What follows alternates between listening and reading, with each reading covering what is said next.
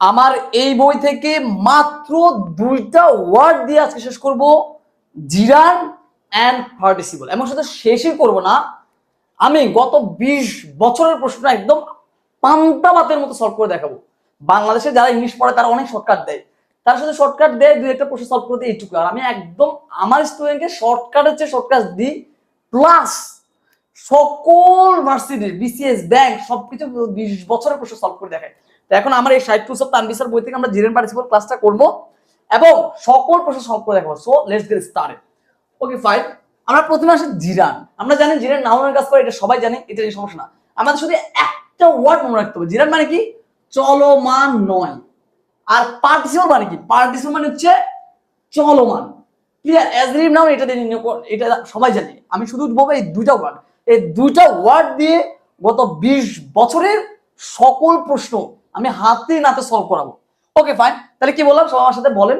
জিরান সমান চলমান নয়, পার্টিসিপল মানে চলমান। তবে এখানে সবচেয়ে ইম্পর্টেন্ট কিওয়ার্ড হচ্ছে এইটা, soap. S O P P, soap. এটা মনে রাখবেন কিভাবে? ওই যে শাহরুখ খানের একটা ডায়লগ আছে না, চোপ, এরকম একটা ডায়লগ আছে না, ঠিক ওইটা দিয়ে অপু বিশ্বাসকে বলছিল। তো সোপ মানে কি? What is the meaning of soap? S তে সাবজেক্ট, ও তে অবজেক্ট, পি তে প্রেপোজিশন, পি তে পজিটিভ। হোয়াট ইট মিনস, এটা দিয়ে কিভাবে জেনারেল পার্সন নির্ণয় করবো? এটা খুবই সহজ। সাবজেক্ট এবং অবজেক্টের জায়গায় বা পরিবর্তে যদি ভার্ব প্লাস আইডি থাকে সেটা জিরান। আর প্রেপোজিশন আর পার্টিসিপল, এটার প্রেপোজিশন আর পজেসিভ, এটার পরে যদি ভার্ব প্লাস আইডি থাকে সেটা জিরান, আর বাকি সবকিছু পার্টিসিপল। এবার আসি চলমান, মানে পার্টিসিপল মানে চলো। এখন চলমান কি চলমান নয় কি? চলমান নয় মানে ওই বাক্যের ভার্বটাকে প্রশ্ন করবে, ওই বাক্যের ভার্ব বা কাজটাকে ওই মুহূর্তে কথা করতেছে, বা ওই বাক্যের ভার্বকে প্রশ্ন করবে ওই মুহূর্তে ওই কাজটাকে চলমান কিনা। যেমন আমি যদি বলি একটা পাখি উঠছে, তাহলে এই উঠছে হচ্ছে কাজ, এটাকে মানে প্লাই, এটা হচ্ছে কাজ। সেটাকে প্রশ্ন করি পাখি উঠছে, হ্যাঁ উঠছে। যদি ঘটনাটা ওই মুহূর্তে চলমান তাহলে সেটা চলমান মানে পার্টিসিপল। ঘটনাটা যদি ওই মুহূর্তে চলমান না হয় তাহলে সেটা হবে কি? জিরান। চলো আমরা ডিরেক্ট প্রশ্ন সমাধান করি, কেমন? ওকে, প্রথম উদাহরণ, হি ইজ ফন্ড অফ প্লেইং বল।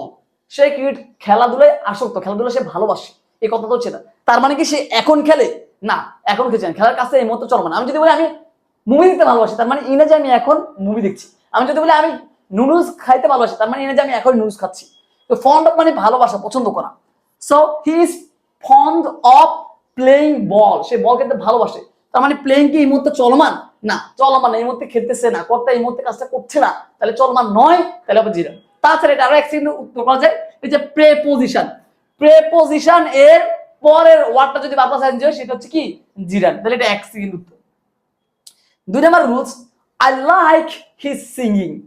আচ্ছা, এখানে আমি তার গান গা পছন্দ করি, তার মানে এই যে সে এই মুহূর্তে গান গাচ্ছে, আমি তার এই জিনিসটা পছন্দ করি, তার মানে কি আমি সে এই মুহূর্তে এটা করতেছে না, চলমান নয়, তাহলে এটা জিরান। তাছাড়া আরো কিভাবে নির্ণয় করা যাচ্ছে?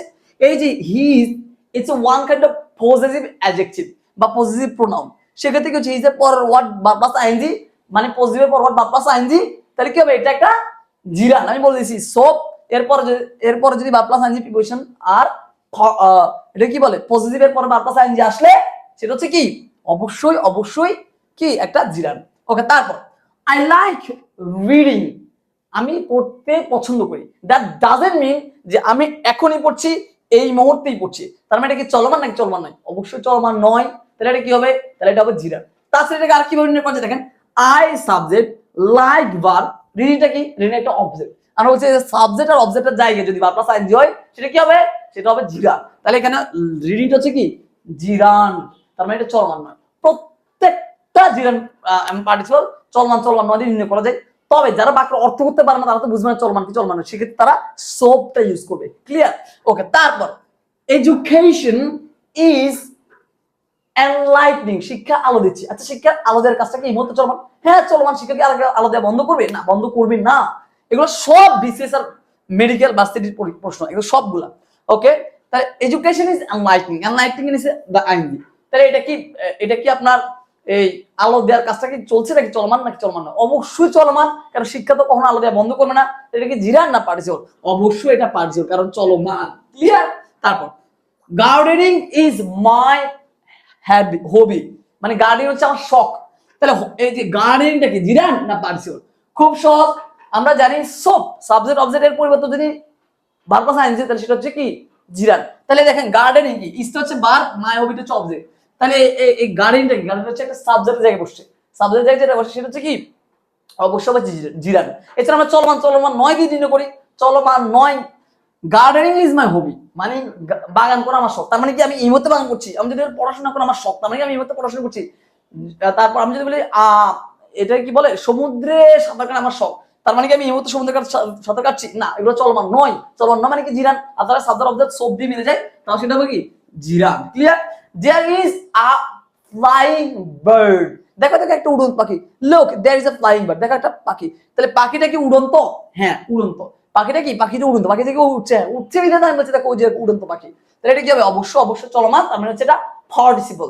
তারপর there is no credit, there is no credit মানে সেখানে কোনো কৃতিত্ব নেই।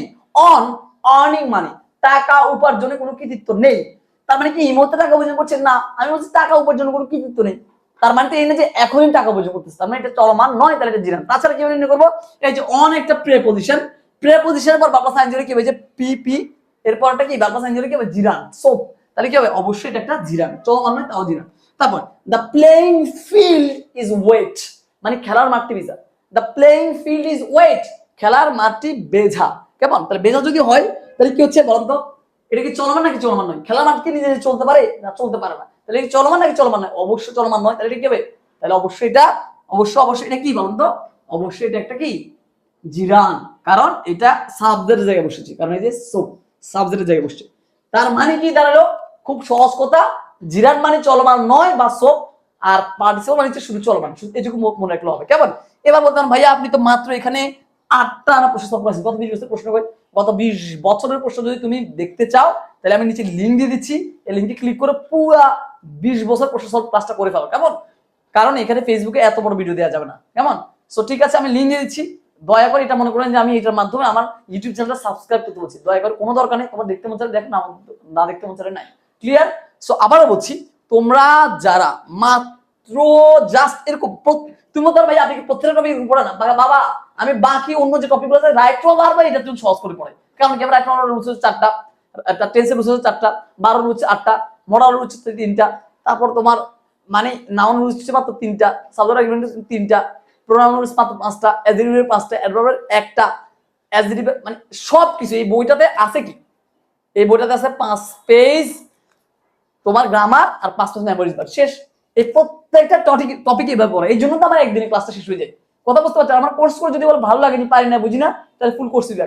সো যারা টপ করতে চাও, একদিন ইংলিশ শেষ করতে চাও, আমার কোর্সে চোখ বন্ধ করে ভর্তি হয়ে যেতে পারে। It's my responsibility to make you chance in the public university.